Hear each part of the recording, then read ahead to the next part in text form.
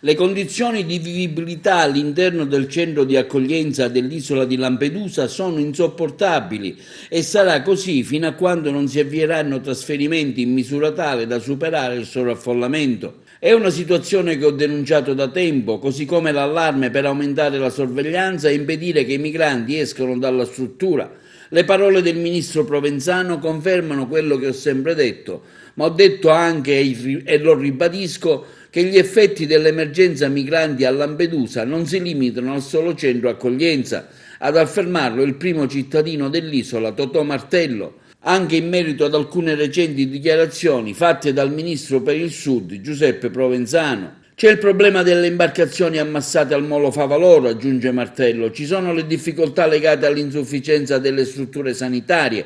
c'è la calamità dei relitti delle barche dei migranti affondati nel nostro mare che danneggiano la marineria locale, ci sono disagi nei collegamenti marittimi con navi inadeguate e insicure e come se non bastasse ci sono le fake news, frutto di una insopportabile speculazione politica ed elettorale che diffondono paure e odio sociale e affossano l'economia isolana. Insomma, per Martello a Lampedusa c'è un'assoluta necessità di ripristinare condizioni di normalità a 360 gradi, anche perché a tutto questo si aggiunge l'emergenza Covid e non possiamo non aggiungere che ci preoccupa il silenzio del Presidente del Consiglio Conte sul tema delle migrazioni e delle regole dell'accoglienza.